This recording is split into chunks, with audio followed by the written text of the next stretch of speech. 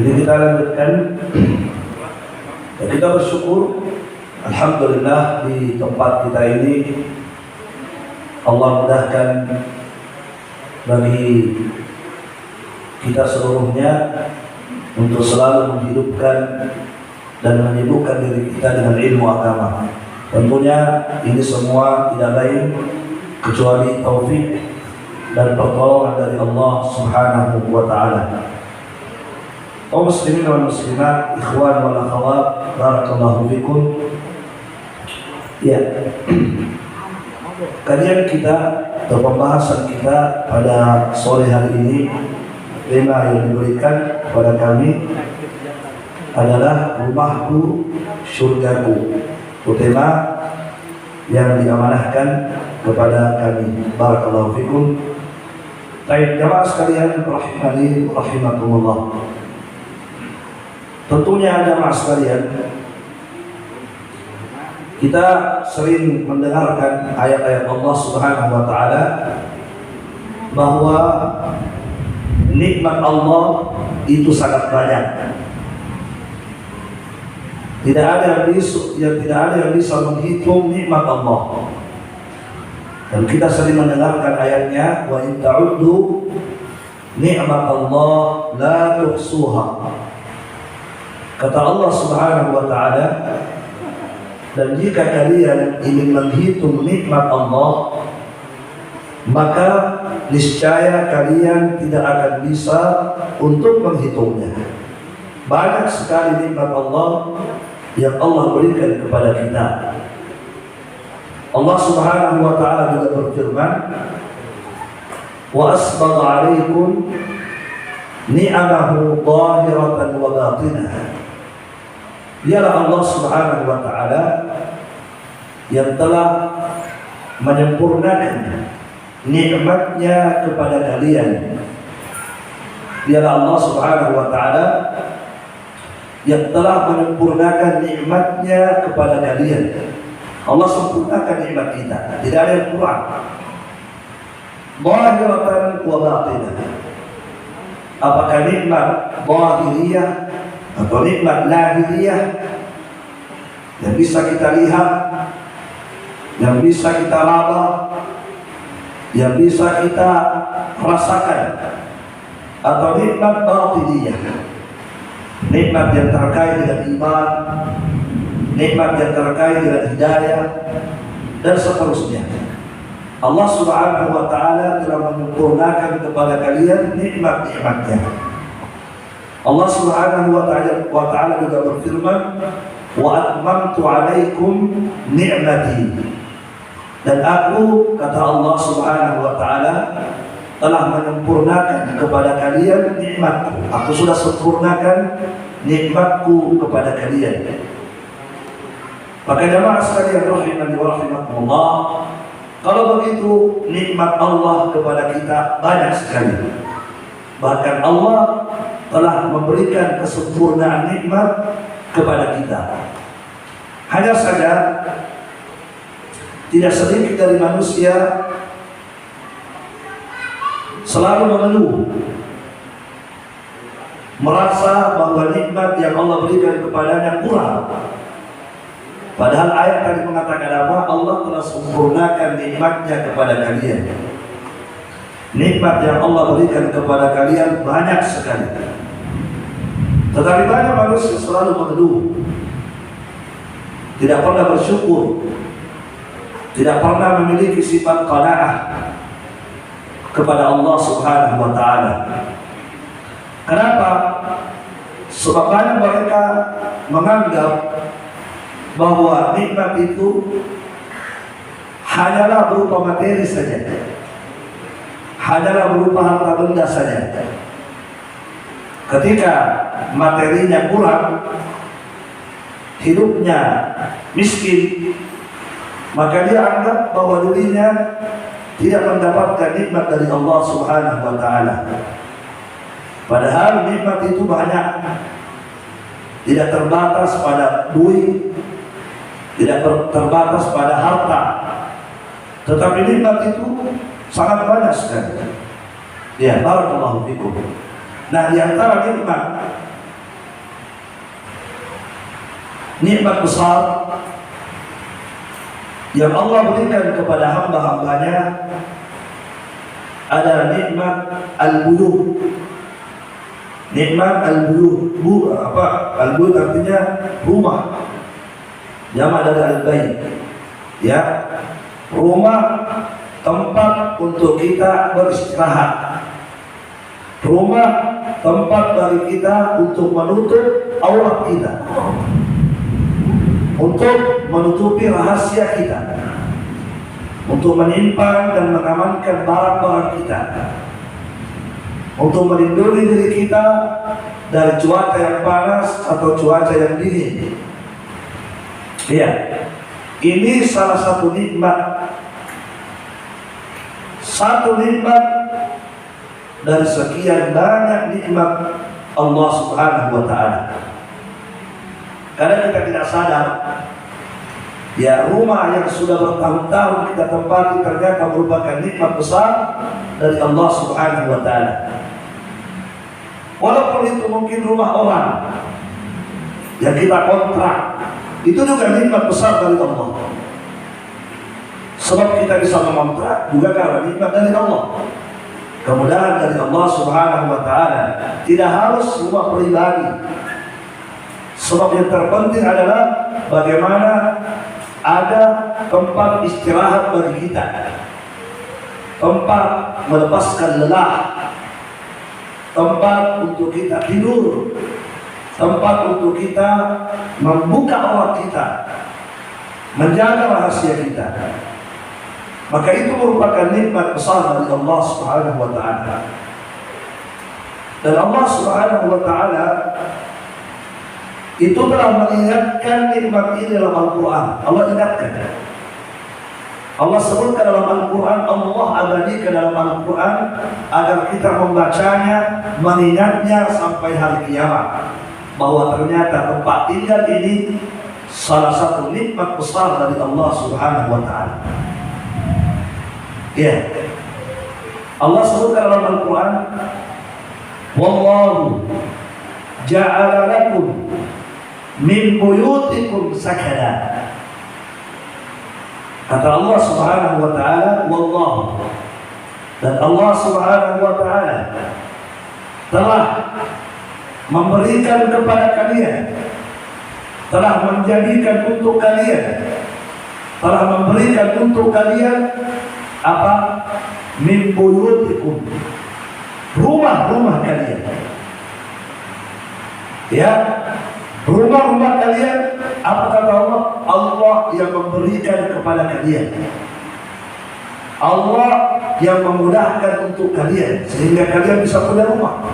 Allah ingatkan kepada kita agar kita jangan sombong, jangan kemudian kita menganggap bahwa rumah itu karena jerih payah kita atau karena kerja keras kita. Allah ingatkan kita dalam Al-Quran, Allah yang memberikan rumah itu kepada kalian,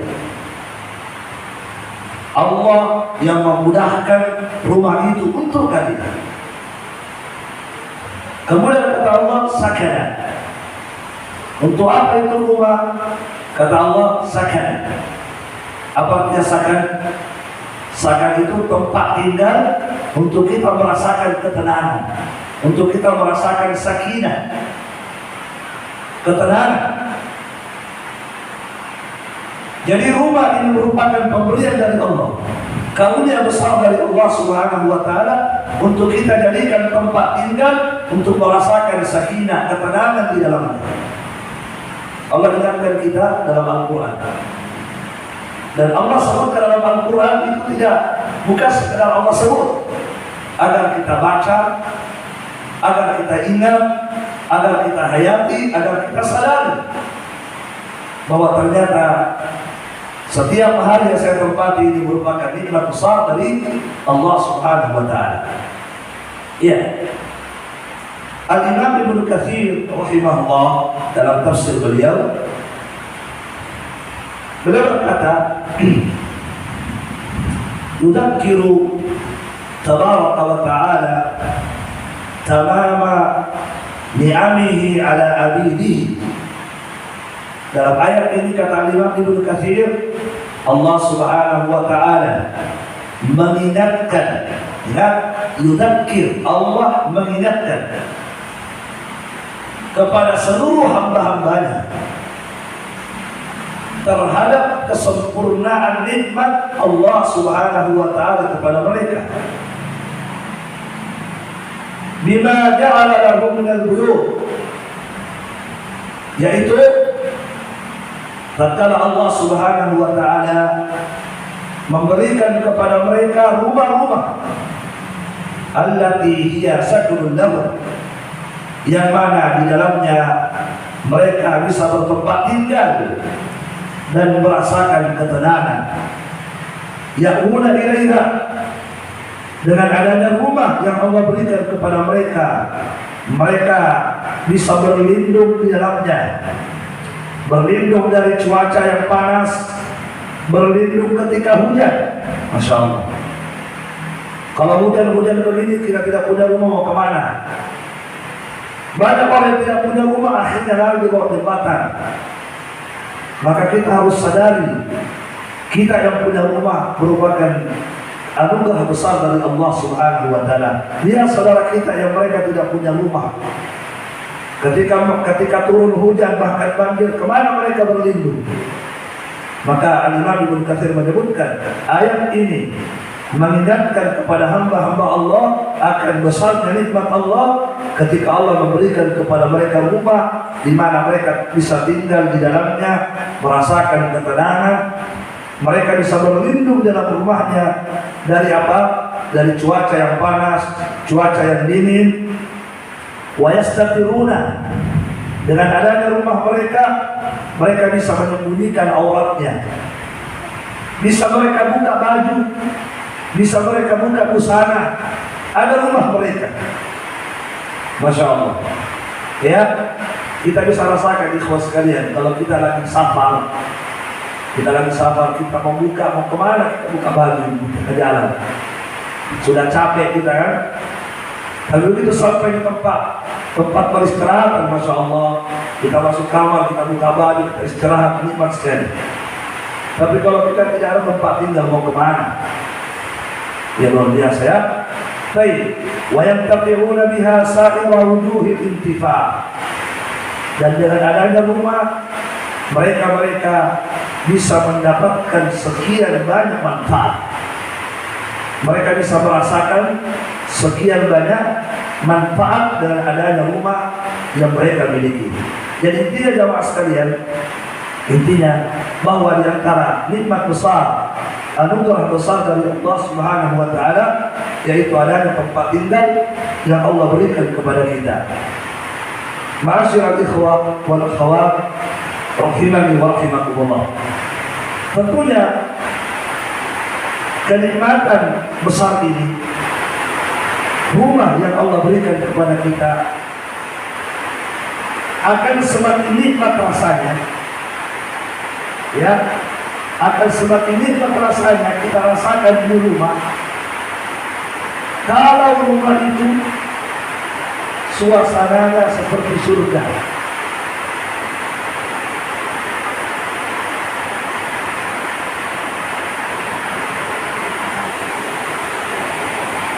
Rasanya manakala kita tinggal di dalamnya, kita merasakan suasana seperti suasana surga. Ya, kita merasakan ketenangan, kita merasakan keberkahan, kita merasakan kedamaian. Layaknya surga Allah Subhanahu wa taala. Ya, maka tentunya rumah yang semacam ini, rumah yang rasanya seperti rasa surga, kita merasakan kedamaian di dalamnya sehingga kita betah tinggal di rumah kita sendiri. Ini tentunya adalah harapan kita semua. Apalagi orang sudah berkeluarga, tentunya dia berharap bagaimana rumah yang mereka membina keluarganya di situ menjadi rumah layaknya seperti surga Allah Subhanahu wa taala. Ya, barakallahu fiikum. Maka jemaah sekalian, ini yang akan kita bahas pada sore hari ini, bagaimana rumah kita menjadi rumah seperti surga. Ya, istilah orang baiti jannati, rumahku adalah surga. Baik, jamaah sekalian rahimahullah, untuk menciptakan rumah layaknya seperti surga itu bukanlah dengan melihat ukuran rumah, bukan dilihat dari ukurannya, ya berapa kali berapa, bukan di situ. Bukan pula dilihat dari perabotannya. Ada buci-bucinya 10, satu buci 20 juta.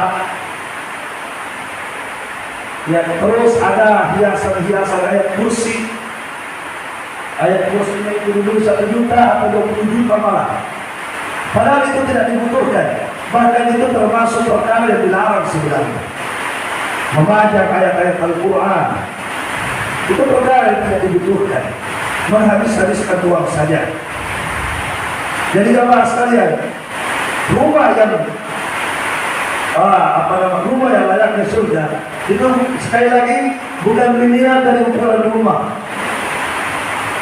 Ya, ukurannya rumahnya seperti istana, bertingkat 2, bertingkat 3, padahal dia hidup berdua saja. Cuma berdua dia dengan istrinya. Rumahnya Masya Allah. Nah, itu namanya pemborosan. Kenapa? Karena tidak dibutuhkan.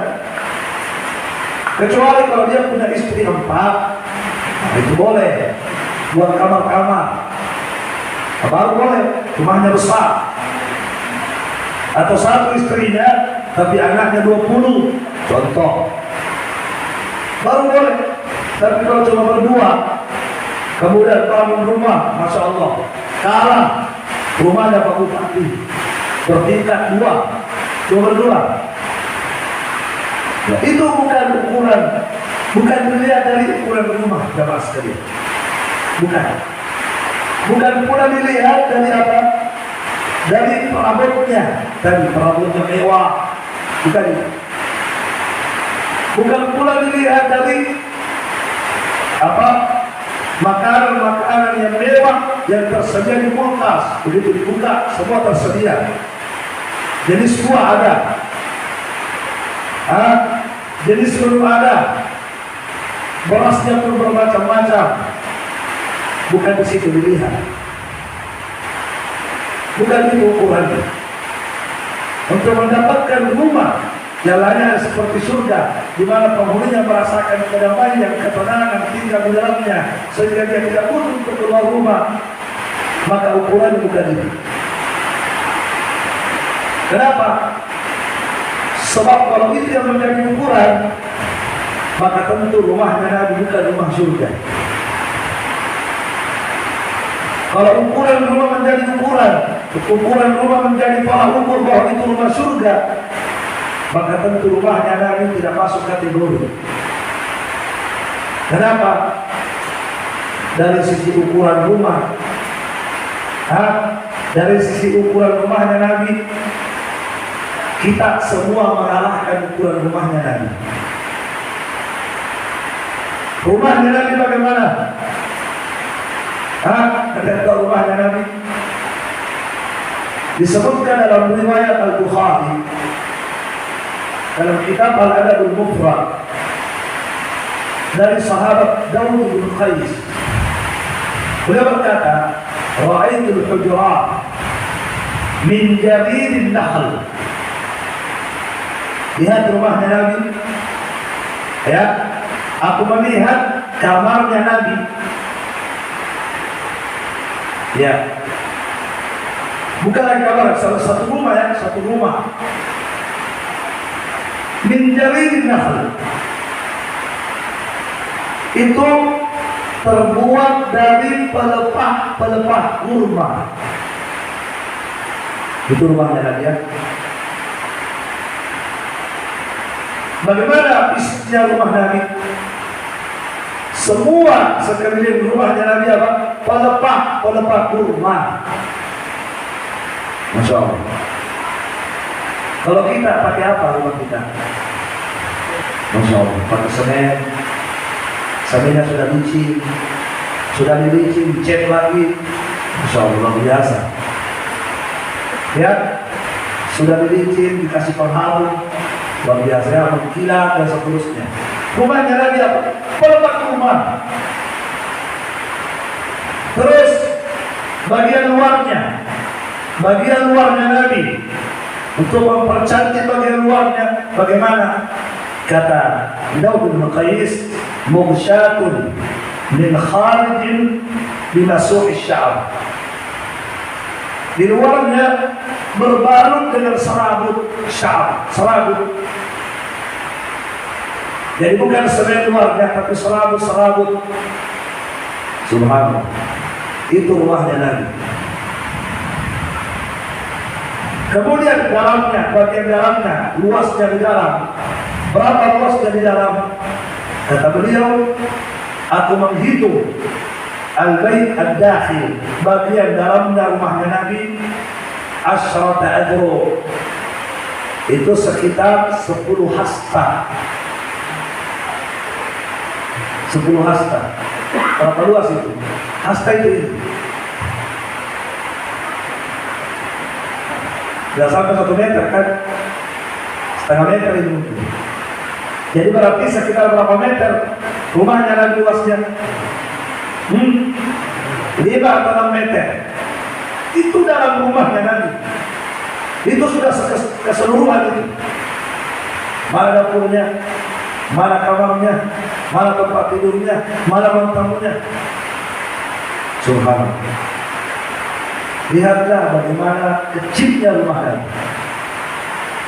Subhanallah. Kemudian kata beliau, wa adunnu samkan. Aku perkirakan tinggi rumahnya sampai itu atapnya. Aku perkirakan dari lantai ke atap itu sekitar 7 hasta. 7 hasta. Sekitar itu tingginya dari lantai, dari tempat kita berdiri ke atap itu 7 hasta. Sebagian ulama mengatakan saking pendeknya atapnya Nabi, kalau kita berdiri kita bisa sentuh. Kita bisa sentuh atapnya Nabi. Tentunya bukan badan saya, badan orang Arab. Badan mereka kan tinggi ya. Tapi Masya Allah, pendek ya, pendek itu. Karena kalau orang Arab masuk di rumah kita, biar mereka lompat tidak bisa menggapai. Biar mereka pakai kursi, mereka tidak bisa gapai atap rumah kita. Tapi kalau rumahnya Nabi, ketika mereka berdiri, mereka bisa memandang atap rumahnya Nabi. Masya Allah. Itulah gambaran fisik dari rumah Rasulullah Sallallahu Alaihi Wasallam. Terus perabotnya, ada perabotnya Nabi? Tidak ada perabotnya Nabi. Tidak ada. Ya, jangankan perabot beras. Ya, kalau Nabi kan makan gandum ya. Kalau kita beras, tempat berasnya Nabi itu sempat dilihat oleh Umar, tidak ada isinya. Dari sini Umar masuk. Ketika Umar masuk, Umar bercerita kepada kita, aku melihat ke seluruh pojok-pojok rumahnya Nabi tidak ada atap, tidak ada perabotnya, tidak ada kuncinya Nabi, tidak ada ayat kursinya Nabi, tidak ada panahnya Nabi. Ya, yang sempat diceritakan ada obat kecil, tapi itu punya Aisyah, dipakai untuk membunuh cicak. Itu yang ada, obat kecil dipakai oleh Aisyah untuk apa? Untuk membunuh cicak yang ada di rumahnya. Sebab membunuh cicak sunnah. Paham? Kata Umar, aku masuk, tidak ada sedikit pun sedia dari perabot-perabot Nabi. Aku melihat ke tempat yang dunia Nabi kosong, Tidak ada isinya beras, tidak ada isi gandum. Makanya Aisyah berkata, "Ma syabi'ah al Muhammadin uta." Keluarga Nabi Muhammad itu tidak pernah kenyang makan makanan pokok mereka kandung ya. Keluarga Nabi Muhammad tidak pernah kenyang makan makanan pokoknya selama 2 hari berturut-turut. 2 hari berturut-turut tidak pernah kenyang. Coba ya. Kalau kita setiap hari berturut-turut, tidak pernah kosong, tidak pernah ada jedanya, kenyang terus. Kalau Nabi dan keluarganya tidak pernah kenyang 2 hari berturut-turut, tidak pernah 2 hari berturut-turut kenyang. Makan gandum. Subhanallah. Bahkan pernah lagi ya, Aisyah bercerita, marra alaina al-hilal, summa al-hilal, summa al-hilal. Kami melewati lagi bulan, 3 bulan berturut-turut. Kata Aisyah, ma'uqida fi abiyati Muhammadin nar.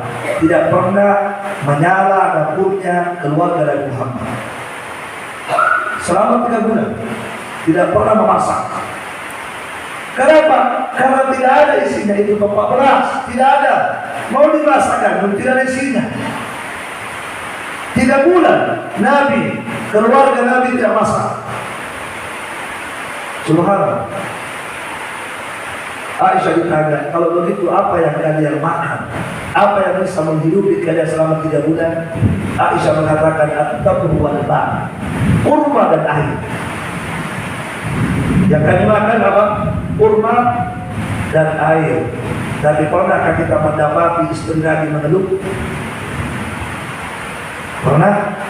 Pernah kemudian istri-istri Nabi keluar dari rumah karena tidak betah, tidak merasakan ketentraman tinggal di rumah. Tidak pernah kita dapat istri Nabi keluar kecuali safar bersama Nabi. Tak pernah. Tidak pernah kita mendapati istri Nabi keluar rumah, tidak pernah. Karena merasa di rumah sumpah, tidak ada makanan, tidak ada perabot, sempit dari rumah. Mereka tidak pernah keluar rumah kecuali saat mereka safar keluar bersama suaminya Rasulullah SAW. Karena mereka menyadari bahwa asalnya wanita itu tinggal di tempat tinggalnya, tidak keluar. Itu asalnya wanita. Allah Subhanahu wa Ta'ala berfirman, wa qarna fi buyutikunna. Wahai para wanita, tinggallah kalian di tempat tinggal kalian. Jangan keluar kalau tidak ada hajat. Istri Nabi betah. Padahal apa? Padahal mereka memasak, tidak ada yang bisa dimasak. Apa yang mereka makan? Kurma dan air. Coba ya. Ya. Kemudian kata Umar, walau itu ada al-hasir ada aktarat hijabi. Ketika kemudian Nabi, ternyata Nabi tidur di atas tikar yang kasar. Jadi ternyata di rumahnya lagi tempat tidurnya apa? Apakah Nabi pakai tempat tidur central bed? Tidak. Atau royal bed? Tidak. Atau americano? Tidak. Atau kasur kapok? Tidak juga. Atau karpet seperti karpet masjid? Tidak juga. Terus Nabi tidur pakai apa? Al-hasir, tikar yang sangat kasar. Yang mana kata Umar, saking kasarnya tikarnya Nabi sampai aku melihat ada bekasnya tikar di punggungnya, berbekas. Ketika tidur Nabi berbekas, membekas itu memerah bagian belakang Nabi Sallallahu Alaihi Wasallam. Subhanallah. Iya. Maka saat itu Umar menangis. Melihat bagaimana kondisi Nabi, melihat bagaimana kondisi rumah Nabi, kondisi keluarga Nabi. Iya. Kata Nabi kepada Umar, "Ayo detik. Apa yang membuat engkau menangis, wahai Umar? Kenapa kamu menangis?" Kata Umar, "Ya Rasulullah, inna Kisra wa Kaisar fima hum fihi." Sesungguhnya Raja Persia dan Raja Romawi mereka hidup dalam kemewahan dunia. Padahal mereka kafir. Mereka kafir, tapi kenapa mereka mendapatkan kehidupan yang mewah? Kenapa mereka bergelimang dengan kekayaan? Wa anta Rasulullah, sementara engkau adalah Rasulnya Allah, bukan kafir, bahkan manusia terbaik. Kenapa engkau mendapatkan seperti ini dari Allah? Kadang-kadang ada orang tertipu ya. Baik, kita sholat begini. Ada orang tidak sholat, kaya juga tidak sholat. Ya, hati-hati ya. Maka Umar berkata apa? Ya Rasulullah, mereka orang-orang kafir, Raja Persia, Raja Romawi, mereka hidup di atas kenikmatan, bergelimang dengan kemewahan dunia. Sementara mereka kafir, sementara engkau ya Rasulullah, anta Rasulullah, engkau Rasul Allah, kenapa hidupnya begini? Apa kata Nabi? Wahai Umar, ama tarqa an takuna lahumud dunya wal akhirah. Wahai Umar, apakah engkau tidak ridha? Apakah engkau tidak ridha mereka mendapatkan dunia sementara kita akan mendapatkan akhirat? Subhanallah. Apakah engkau tidak ridha dengan pemberian Allah? Mereka diberikan oleh Allah di dunia ini kenikmatan dunia, tapi di akhirat mereka tidak akan dapat akhirat. Sementara kita, betul, kita tidak diberikan dunia oleh Allah, tapi kita akan diberi akhirat oleh Allah Subhanahu wa ta'ala. Apakah engkau tidak ridha? Sementara Allah berfirman apa? Walal akhiratu khairun laka minal ula. Kata Allah Subhanahu wa ta'ala, kenikmatan akhirat bagimu lebih baik daripada kenikmatan di dunia ini. Apakah kita tidak ridha sesuatu yang lebih baik yang Allah akan berikan kepada kita? Kenikmatan akhirat Allah akan berikan kepada kita, sementara mereka orang-orang kafir tidak akan mendapatkan kenikmatan akhirat. Barulah Umar merasa tenang, ya, barulah Umar merasakan ketenangan. Ya. Oleh karena itu jemaah sekalian rahimahullah, kalau begitu untuk mendapatkan rumah yang terasa seperti surga, sekali lagi bukan dilihat dengan mewahnya rumah, bukan dilihat dengan banyaknya perabotnya, kayanya, pemilik rumah, bukan. Maka betapa banyak kita dapati rumah mewah, layaknya istana, tidak ada yang kurang pada perabotnya, ternyata pemiliknya mati dalam rumahnya bunuh diri. Kayak begitu. Rumahnya mewah, kendaraannya banyak, perabotnya mewah, bahkan mungkin satu kuncinya bisa dipakai menikah. Satu kuncinya bisa dijual dipakai menikah. Kasih orang lain. Satu kuncinya. Tapi ternyata apa? Tidak sedikit di antara penghuninya mati dalam rumah sendiri, bunuh diri. Bunuh diri. Kayak begitu. Artinya apa? Artinya mereka tidak mendapatkan ketenangan dalam rumah mereka. Padahal kurang apa rumah mereka, kurang apa coba? Oleh karena itu jemaah sekalian rahimahullah, ketenangan dalam rumah tangga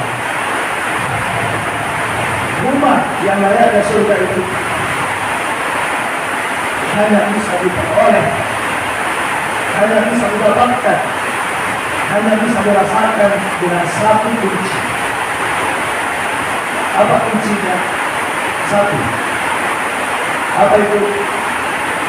Ya, hiasilah rumah Anda dengan amal soleh. Itu kuncinya. Penuhilah hari-hari Anda di rumah Anda dengan ketaatan kepada Allah. Paham? Itu kunci utama. Seperti itulah rumahnya Nabi. Rumah Nabi kecil, tidak ada perabotnya, ya makanannya pun terbatas. Tapi kenapa rumahnya Nabi begitu nyaman bagi istri-istri Nabi, begitu betah istri-istri Nabi tinggal di rumah mereka. Mereka tidak pernah mengeluh. Kenapa? Tidak lain karena rumahnya mereka dihiasi dengan ketaatan kepada Allah Subhanahu wa Ta'ala. Itu kuncinya. Kalau dalam rumah tangga kita, ya suasana rumah kita hidupkan dengan ibadah, kita hidupkan dengan ketaatan kepada Allah, kita hidupkan dengan amal soleh, maka disitulah penghuninya akan merasakan rumah yang luar biasa. Jelas ya? Barakallahu fikum. Wa akhwat fillah wa waktu Allah.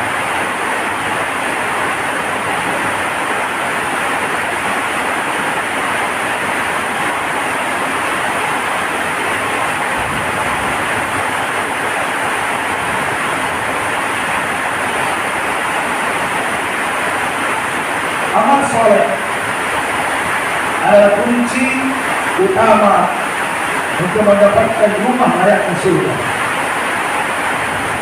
Maka tentunya amal soleh itu banyak. Maka di sini soleh hari ini secara ringkas, Nabi dan juga kita akan sebutkan beberapa amal soleh yang perlu kita hidupkan di rumah agar kita mendapatkan suasana rumah yang nyaman, suasana rumah yang layak ke surga. Sebagaimana surga, orang yang ingin masuk surga, apa yang harus kita lakukan di dunia untuk merasakan kenikmatan surga? Apa yang harus kita upayakan di dunia? Amal soleh, begitu. Agar seseorang bisa masuk ke dalam surga dan merasakan nikmatnya surga, dia harus beramal soleh. Makanya dalam hadis qudsi Allah berfirman, "A'adatu li ibadiyas shalihin." Aku telah mempersiapkan untuk hamba-hambaku yang soleh. Apa yang Allah persiapkan? Surga. Mala ayun ra'ah, yang kenikmatannya belum pernah terlihat oleh mata, wala udhun sami'ah, belum pernah terdengar oleh telinga, wala khatara ala qalbi bashar, dan belum pernah terlintas pada pikiran manusia. Ya, siapa yang disediakan surga oleh Allah? Kata Allah, mereka hamba-hambaku yang saleh dan mereka beramal saleh. Sebab tidaklah mereka menjadi saleh kecuali mereka beramal saleh. Maka untuk mendapatkan surga Allah, kuncinya adalah amal saleh. Demikian pula untuk mendapatkan rumah layaknya surga, kuncinya kita dengan amal saleh. Ya, maka di antara amal saleh yang harus kita hidupkan di rumah kita memulainya sebagai seorang suami, kemudian mengajak istri kita, mengajak anak-anak kita untuk menghidupkan amal soleh di rumah. Yang pertama adalah baca Al-Quran. Hidupkanlah rumah kita dengan suasana Al-Quran.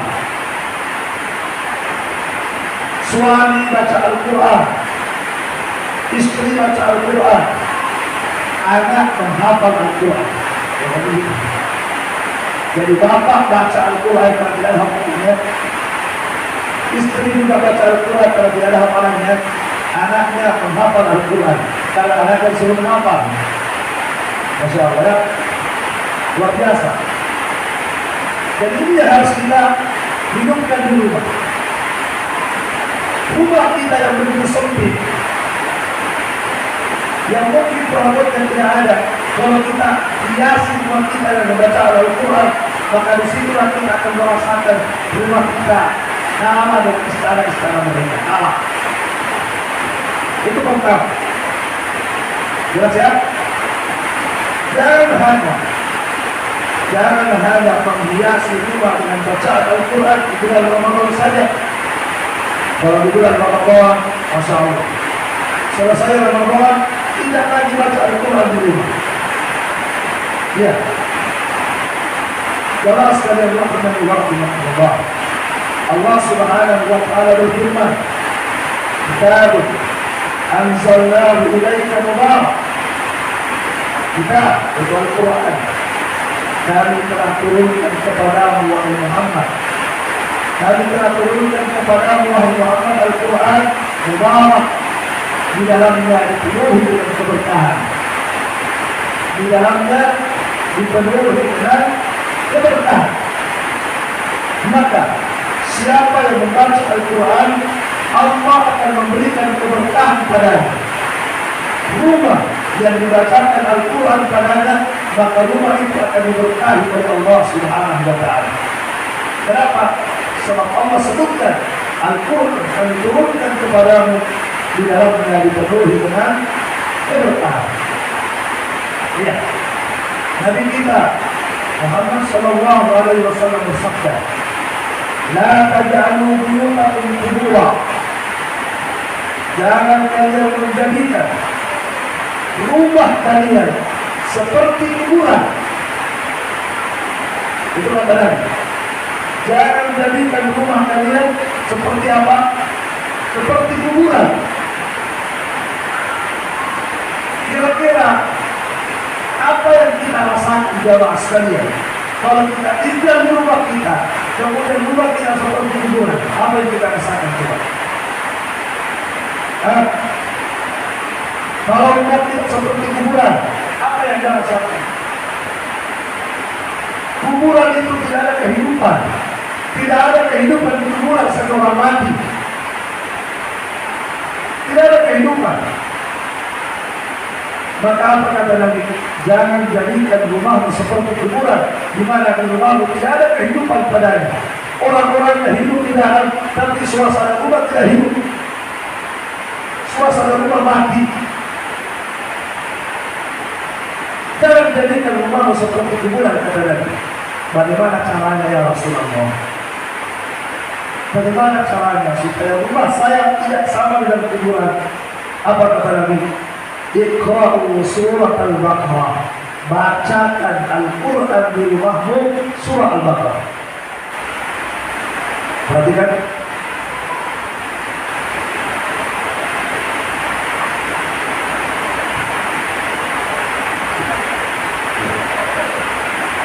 Jadi kata Nabi, agar rumah tidak sama kuburan, agar rumah hidup tidak sama dengan itu, supaya rumah kita hidup. Bagaimana caranya kata Nabi? Bacakan Al-Quran di rumah. Apa yang dibaca? Kata Nabi, surah Al-Baqarah. Kenapa dengan surah Al-Baqarah? Kata Nabi, فَإِنَّ الشَّيْطَانَ يَفِرُّ مِنَ الْبَيْتِ الَّذِي تُقْرَأُ فِيهِ سُورَةُ الْبَقَرَةِ. Karena syaitan, kata Nabi, akan lari. Syaitan akan lari dari rumah yang dibacakan padanya surah Al-Baqarah. Syaitan lari. Kalau syaitan sudah lari, amani rumah. Kenapa? Karena selama ini yang membuat rumah kita panas, walaupun banyak AC-nya, membuat rumah kita panas, sehingga pemiliknya juga panas setiap hari, selalu berkelahi. Siapa yang membuat mereka panas? Syaitan. Suami istri bertengkar terus, panas terus suasana rumah, tidak ada ketenangan, tidak ada kesejukan, mati rumah terasa. Siapa yang membuat seperti itu? Syaitan. Maka bagaimana caranya supaya syaitan terusir dari rumah? ulangi kali bacakan kepada rumahmu surah Al-Baqarah. Masya Allah. Ya, setelah kita baca surah Al-Baqarah, syaitan akan lari dari rumah dan akhirnya rumah kita tidak sama dengan kuburan. Jelas ya? Barakallahu fikum. Kalau surah Al-Baqarah saja sudah mampu mengusir syaitan dan sudah bisa mengembalikan rumah menjadi hidup, bagaimana kalau penghuni rumah menambah surah Ali Imran, apalagi Ali Imran. Al-Baqarah, baca Al-Baqarah itu sudah cukup untuk mengusir syaitan dari rumah kita dan mengembalikan kehidupan rumah kita. Bagaimana ketika penghuni rumahnya menambah bacaan Ali Imran, menambah lagi An-Nisa, menambah lagi Al-Ma'idah, apalagi kalau penghuni rumahnya mampu mengkhatamkan Al-Quran, insyaAllah. Bagaimana lagi kalau suaminya baca Al-Baqarah, istrinya juga baca Al-Baqarah, anaknya juga baca Al-Baqarah. Luar biasa. Maka tentu rumah itu akan semakin hidup, semakin hidup. Ya, maka jemaah sekalian, rahimakumullah. Ya, maka ini juga merupakan dalil bagi kita bahwasanya rumah, ya, kuburan itu bukan tempat baca Al-Quran. Kuburan bukan tempat baca Al-Quran, dan tidak boleh baca Al-Quran di kuburan. Haram. Bid'ah. Baca Al-Quran di kuburan bid'ah. Kenapa bid'ah? Tidak ada dalil. Maka dilarang baca Al-Quran di kuburan. Dalilnya yang mana dilarang? Itu hadis tadi. Apa kata Nabi? La taj'alul buyutakum qubura. Jangan menjadikan rumahmu seperti kuburan. Bedakan rumahmu dengan kuburan. Bagaimana cara supaya beda? Bagaimana cara supaya beda rumah dengan kuburan? Kata Nabi, rumahmu baca Al-Quran. Kalau kuburan tidak baca Al-Quran, berarti tidak ada bedanya. Makanya Nabi bilang apa? Di rumahmu baca Al-Quran supaya beda dengan kuburan. Kalau kuburan juga kita baca Al-Quran, berarti sama dong. Paham? Makanya kuburan bukan tempat baca Al-Quran, bukan. Terus apa tujuan dari kuburan? Kuburan tujuannya untuk mengingat kematian, untuk kita berziarah, mengingat kematian. Itu tujuan pertama. Yang kedua, untuk kita mendoakan saudara kita yang telah mendahului kita. Itu tujuannya. Jelas ya? Iya. Baik. Kemudian jemaah sekalian rahimahullah,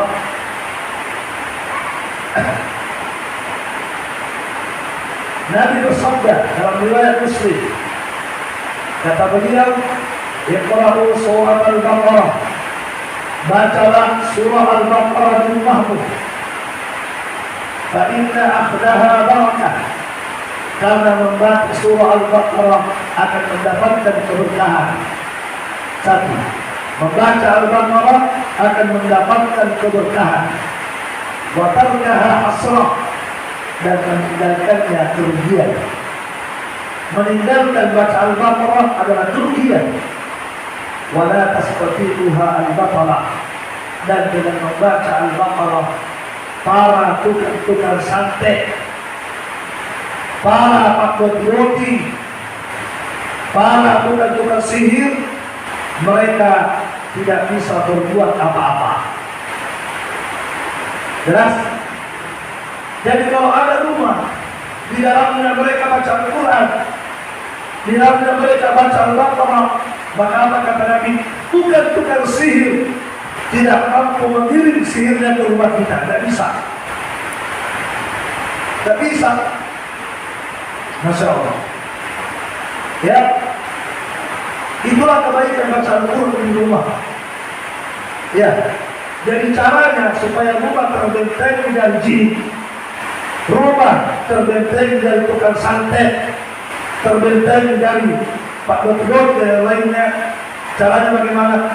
Cukup baca Al-Quran di dalamnya. Itu petunjuknya.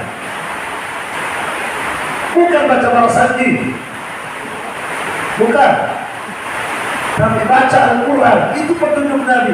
Tidak pernah Nabi bilang, ya jangan jadikan rumah seperti kuburan, bacakan balasanji di rumah. Tidak ada itu dari yang ada apa? Baca Al-Quran surah Al-Baqarah. Kenapa? Surah Al-Baqarah tidak mampu diganggu oleh tukang santet. Tidak bisa para tukang sihir berbuat apa-apa. Tidak bisa. Bukan pula dengan cara menulis ayat-ayat Al-Quran kemudian dikasih apa? Dikasih kertas layaknya jimat kemudian disimpan di depan pintu. Bukan begitu pula caranya. Tetapi caranya apa? Caranya adalah Al-Quran dibaca di rumah. Itu caranya. Baik. Kemudian jemaah sekalian, menunjukkan luar biasanya ketika rumah kita baca Al-Quran di rumah, luar biasanya Nabi SAW bersabda, innal baita, sesungguhnya rumah, ya kata Nabi, sesungguhnya rumah la yutla fil Quran, manakala di dalamnya dibacakan Al-Quran, fayatara'a li ahli sama kama tatara'a al-ujur li ahli al-ard, maka penduduk langit, malaikat yang ada di langit akan melihat rumah tersebut seperti penduduk bumi melihat bintang. Paham sudah Pak? Jadi kata Nabi, kalau ada rumah, mereka baca Al-Quran di rumah itu, maka penduduk langit melihat rumah itu seperti penduduk bumi melihat bintang. Apa maksudnya? Malaikat melihat rumah itu bercahaya. Sebagaimana kita ketika melihat bintang, apa yang kita lihat pada bintang? Cahaya. Masya Allah. Rumah yang dibacakan Al-Quran padanya bercahaya.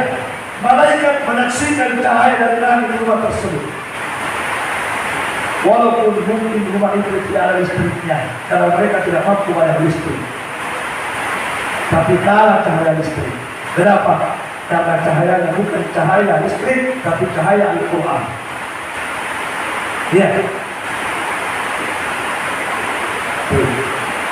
Barakallahu. Jemaah sekalian rahimani wa rahimakumullah.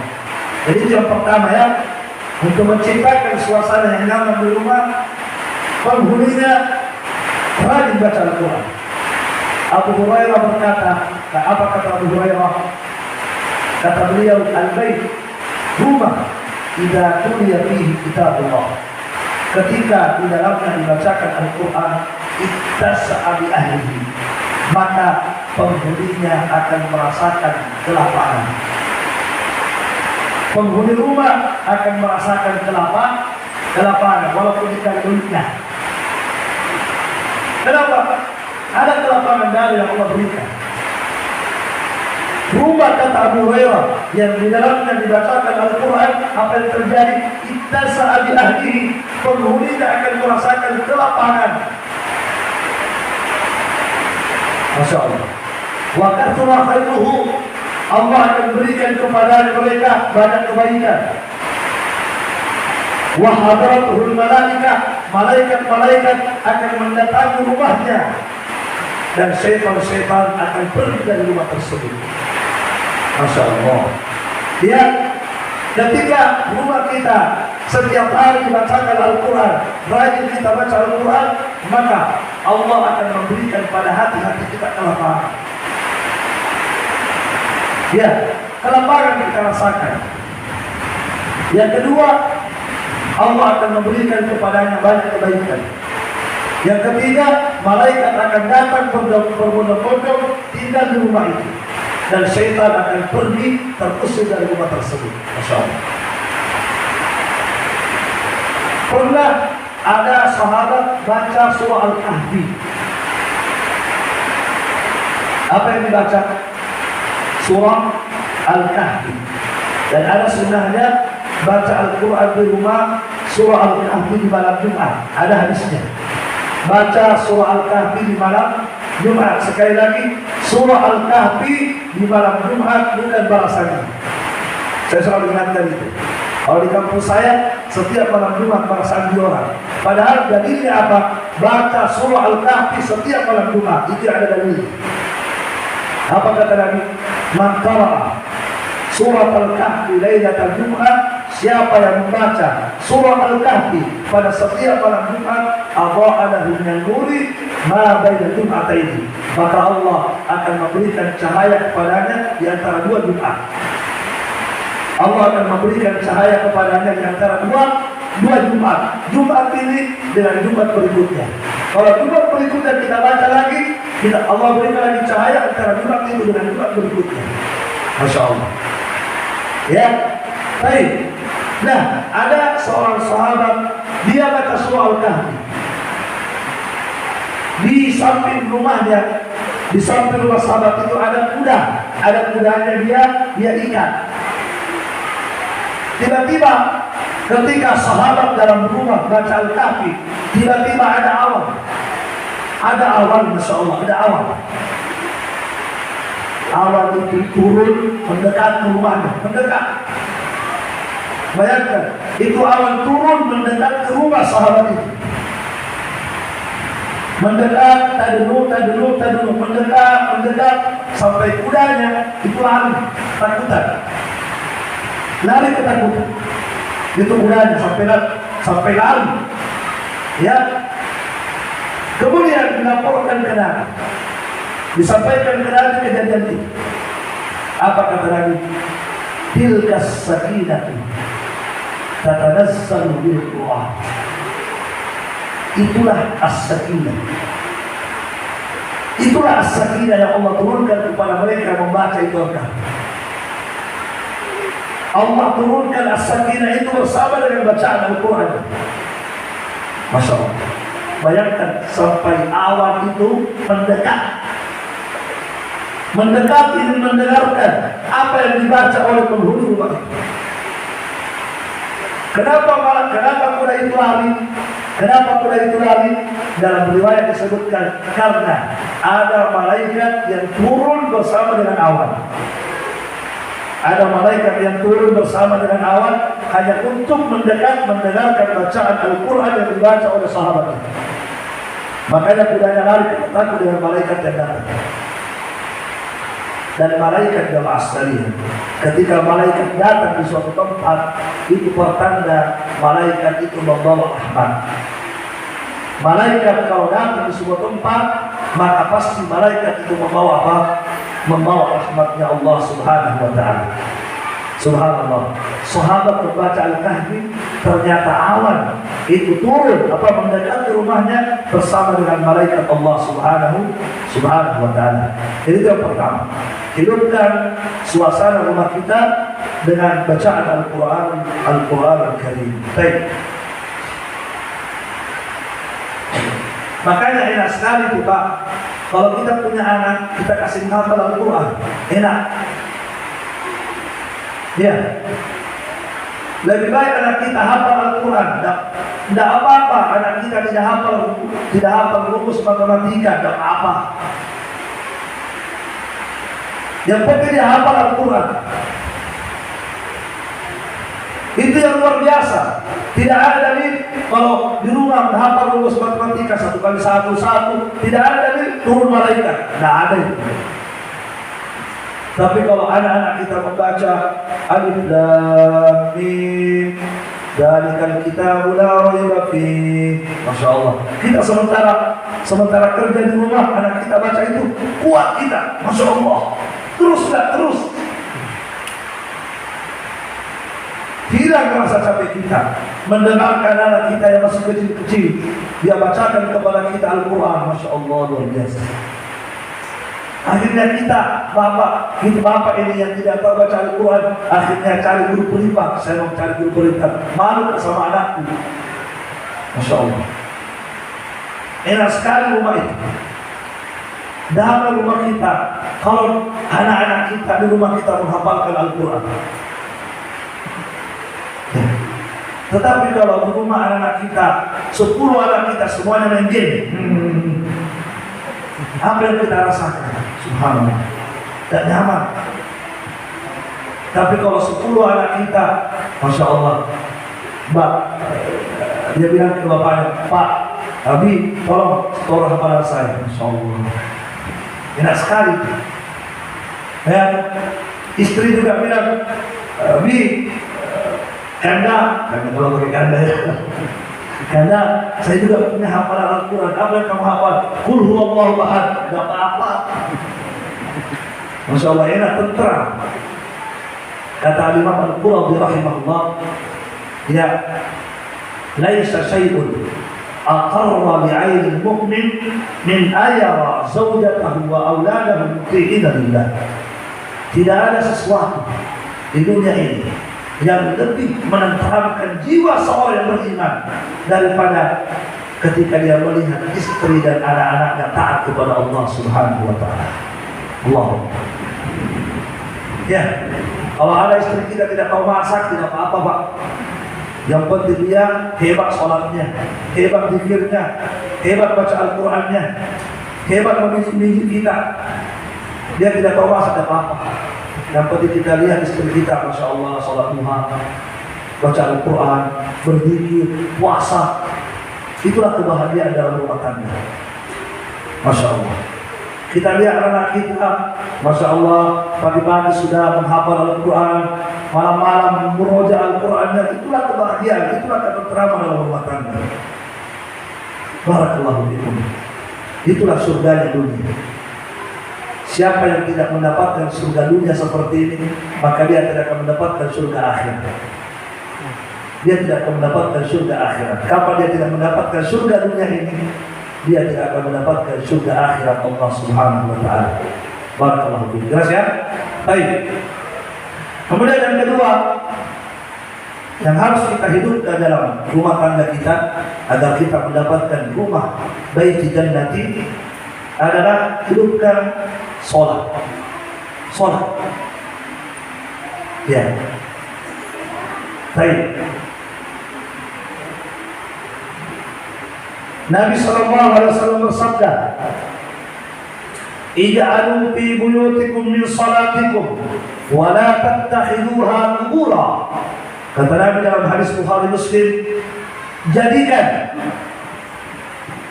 jadikan rumahmu juga tempat sholat.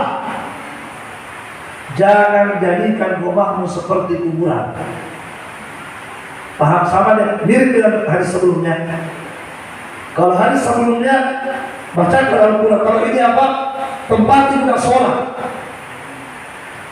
Jadikan rumahmu ya berbeda dengan kuburan, maka bagaimana cara supaya berbeda dengan kuburan? Tempat rumahmu sholat. Masya Allah. Tempat rumahmu sholat. Ya.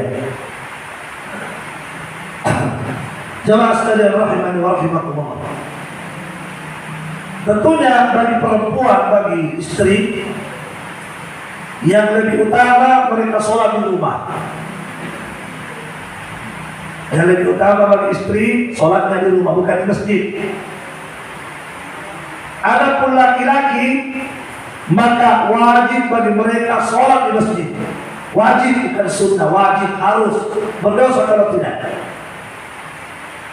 Tetapi jamaah sekalian, untuk sholat sunnah bagi laki-laki itu lebih afdol dia kerjakan di rumah. Sholat sunnah lebih afdol dikerjakan di rumah. Sholat rawatib itu afdolnya di rumah. Sholat duha, sholat tahajud, sholat sunnah selain sholat tarawih itu lebih afdolnya dikerjakan di rumah. Maka Jadikan rumah kita tempat keberkahan dengan kita hiasi rumah kita dengan ibadah sholat. Istri kita sholat di rumah jelas. Kita suami setelah kita sholat di masjid, maka hendaknya baiknya sholat sunnah itu rawatib kita kerjakan di rumah, jangan di masjid. Itu lebih afdal.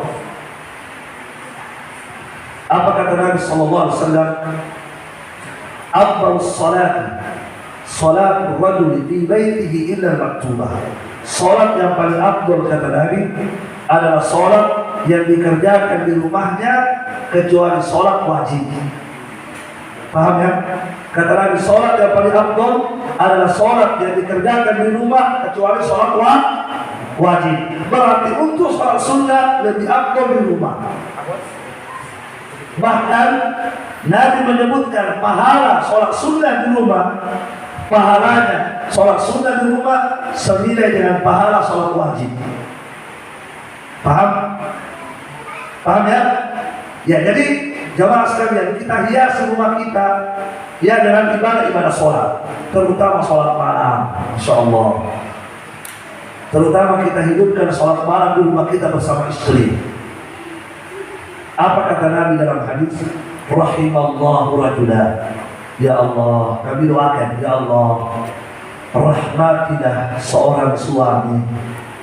Ya Allah, kami doakan, ya Allah, berikanlah rahmatmu kepada suami. Qama minal lail, yang bangun di tengah malam. Kemudian dia mau sholat.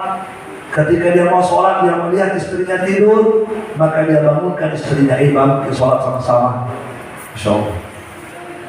Ketika istrinya malas bangun, maka suaminya pergi mengambil air, kemudian nadaha ala wajhiha al-ma', kemudian dia percikan air itu di atas wajah istrinya.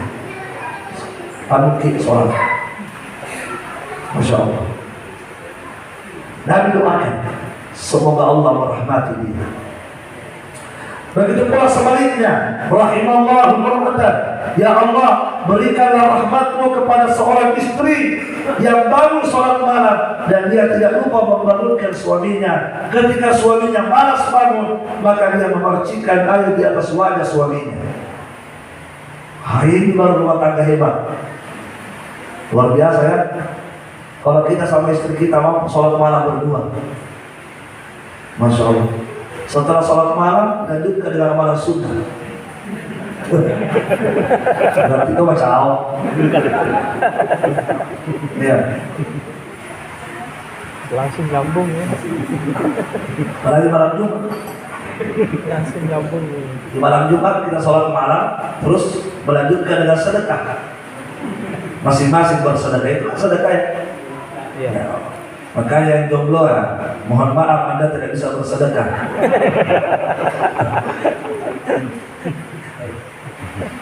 Jadi Masya Allah betapa ya, tidak tahu bagaimana diceritakan ya. Ya kalau dalam rumah tangga kita, Masya Allah, suami bangun sholat malam, istri bangun sholat malam, dia masing-masing sholat, luar biasa, nikmat sekali. Ya.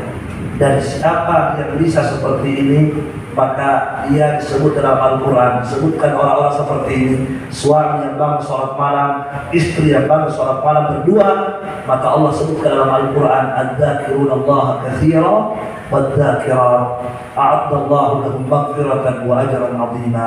Laki-laki yang banyak berzikir dan perempuan yang banyak berzikir. Yang dimaksud laki-laki yang banyak berzikir itu tadi, yang bangun sholat malam. Siapa yang bangun sholat malam, maka Allah katakan dia adalah orang yang banyak berzikir. Maka apa kata Allah? Laki-laki yang banyak berzikir, perempuan yang banyak berzikir, Allah siapkan untuk mereka berdua ampunan dan pahala yang sangat besar. Masya Allah, suami istri diampuni malam itu dan disiapkan oleh Allah untuk mereka berdua pahala yang sangat besar, luar biasa. Ya, bahagia betul. Baik. Kemudian jamaah sekalian rahimani wa rahimakumullah, selanjutnya yang perlu kita hidupkan di rumah kita adalah zikir. Zikir. Ya. Nabi sallallahu alaihi wasallam bersabda, "Matsalul bait, perumpamaan rumah alladzi yuzkaru fihi yang mana di dalam rumah itu penduduknya, penghuninya berzikir, dan rumah yang penghuninya tidak berzikir, perumpamaannya kata Nabi, masalul hayy wal mayyit, seperti orang hidup dan mati. Paham ya? Jadi kalau ada rumah penghuninya tidak berzikir, maka rumahnya mati. Tapi kalau penghuninya berzikir, rumahnya hidup. Ala bidzikrillah tatma'innul qulub. Ketahuilah kata Allah, hanya dengan berzikir kepada Allah hati akan menjadi tentram, hati akan menjadi tenang, hati akan menjadi sejuk, ya, dan tentram. Barakallahu fikum. Jadi itu jamaah sekalian, ya, kita hiasi rumah kita dengan banyak berzikir. Ya, tentunya zikir itu banyak. Ya, pertama, zikir di saat kita mau masuk rumah. Jadikan rumah kita hidup dengan banyak zikir. Pertama, di saat kita mau masuk rumah, zikir. Ada zikir masuk rumah. Ada zikir masuk rumah. Ya. Kita dari kantor, dari sawah, dari apa saja, dari kerja, mau masuk ke dalam rumah kita, jangan lupa sebelum masuk berzikir. Nabi SAW bersabda, "Idza dakhala ar-rajulu baitan fadzakara Allah 'inda dukhulihi." Jika seseorang masuk ke dalam rumah kemudian dia berzikir sebelum masuk, qala syaitan, maka syaitan akan berkata, "La mabita lakum." Tidak ada tempat bermalam bagi kita di sini. Paham ya? Apa kata Nabi?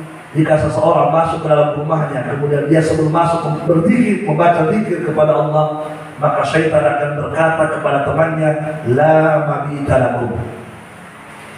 Wa idza dakhala, tetapi kalau dia masuk rumah, falam yadhkurillah, tapi dia tidak berzikir kepada Allah ketika ingin masuk, qala syaitan, maka syaitan akan berkata kepada teman-temannya, "Adraktumul nabi, malam ini alhamdulillah kita dapat tempat bermalam gratis."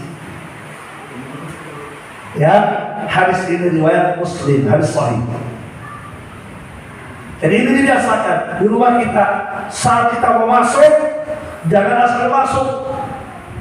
Jangan asal masuk. Walaupun rumah kita tidak ada adabnya. Apa adabnya? Berzikir sebelum masuk. Apa zikir yang Ustaz?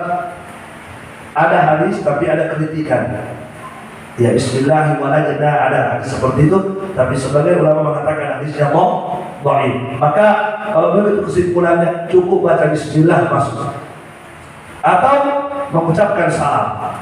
Mengucapkan salam itu minimalnya ketika kita masuk beri salam dulu, assalamualaikum. Jangan langsung masuk. Kata Nabi SAW kepada Anas bin Malik yang masih kecil, "Wa ya bunayya, wahai anak kecil, idza dakhaltum ala ahlikum, kalau kau masuk ke rumah keluargamu, fasallim, salam dulu, yakun barakatan alaika wa ala ahli baitik, maka itu akan mendapatkan berkah untukmu dan juga berkah untuk penghuni rumahmu." Jadi kita beri salam dulu, jangan langsung masuk. Karena ada di antara kita yang sudah belajar asal-asal masuk saja, rumah puji, bola Tommy. Biar rumah tak beri salam dulu, karena salam itu akan memberikan keberkahan kepada kita dan juga keberkahan yang ada dalam rumah kita, anak-anak kita, istri kita. Kalau kita mengucapkan assalamualaikum, ya itu artinya apa? Doa kan, semoga Allah memberikan keselamatan kepada kalian semua yang ada dalam rumah. Mereka jawab, waalaikumsalam, engkau juga wahai suamiku yang ada di balik pintu, semoga Allah juga memberikan keselamatan kepadamu. Kalau ditambah, assalamualaikum warahmatullahi wabarakatuh, semoga Allah memberikan keselamatan kepadamu, rahmatnya kepadamu, dan keberkahan kepadamu. Dibalas juga begitu, masya Allah ya. Jadi itu yang kita biasakan sebelum kita masuk rumah, agar rumah kita tidak ditempati bermalam oleh syaitan. Kita berzikir dulu sebelum masuk ke dalam rumah. Ya banyak zikir-zikir ya. Yang pula sebelum makan jangan lupa berzikir. Ya, mau makan berzikir, mau tidur berzikir, mau berhubungan suami istri juga berzikir. Ya. Tapi mungkin kalau berhubungan suami istri hafal semua zikirnya. Apa zikir makan? Kalau makan apa yang dibaca sebelum makan? Zikir sebelum makan. Bismillah ya, Bismillah saja, itu saja. Bismillah makan. Kalau kita baca Bismillah, apa kata syaitan? Syaitan akan berkata kepada teman-temannya, la asya'alakum, mohon maaf, tidak ada makan malam untuk kita. Kenapa? Karena dia baca Bismillah. Maka jangan sepelekan perkara itu. Ternyata baca Bismillah itu sebab-sebab syaitan terhindar dari kita. Barakallahu fiikum. Jadi ada zikir sebelum makan, ada zikir setelah makan dan seterusnya. Kemudian terakhir mungkin waktu tidak terbatas. Ya, ini yang paling penting juga agar rumah kita ya terasa seperti surga Allah Subhanahu wa taala. Jangan pernah kotori rumah kita dengan maksiat. Jangan kotori dengan maksiat. Tidak apa-apa kotor karena ada sampah, ada apa-apa. Tapi kalau kotor karena maksiat jangan. Berbahaya sekali. Ya, sebab kapan rumah kita dipenuhi dengan maksiat, maka disitulah keberkahan akan dicabut oleh Allah Subhanahu wa taala dari rumah kita. Ya, di antara maksiat yang harus kita hindari, yang pertama syirik. Jangan melakukan kesyirikan di rumah. Jangan pasang jimat-jimat di rumah. Jangan gantung pisang di rumah. Jangan gantung minyak bau di rumah. Hilangkan semua itu. Sebab itu yang menghalangi datangnya malaikat dan masuknya syaitan. Kemudian berikutnya, jangan main musik di rumah. Jangan ada musik-musik di rumah. Bersihkan rumah kita dari musik-musik. Sebab musik juga merupakan ya selulir syaitan. Disebutkan dalam hadis ya musik itu adalah selulir-selulirnya syaitan, suara-suara syaitan. Kemudian juga hindarkan rumah dari dari patung-patung yang bernyawa atau gambar-gambar makhluk bernyawa. Hindarkan rumah dari itu. Sebab kapan di rumah ada patung-patung makhluk bernyawa atau gambar-gambar makhluk bernyawa, maka malaikat tidak akan mau masuk ke dalam rumah kita. Hindari ya. Jadi itu mungkin jamaah sekalian hal-hal yang bisa kita sampaikan pada sore hari ini. Jadi kesimpulannya untuk mendapatkan rumah, menciptakan suasana rumah yang baik, yang tenang, ya layaknya seperti surga Allah Subhanahu wa taala adalah kita hiasi rumah kita dengan amal soleh seperti tadi baca Al-Quran, sholat, berzikir. Kemudian hindarkan rumah kita dari hal-hal yang berupa maksiat, terutama kesyirikan, kemudian musik, kemudian gambar-gambar atau patung-patung makhluk bernyawa. Allah a'lam. Ya, mungkin ini yang bisa kita sampaikan pada sore hari ini. Semoga apa yang sedikit ini memberikan manfaat kepada kita semua.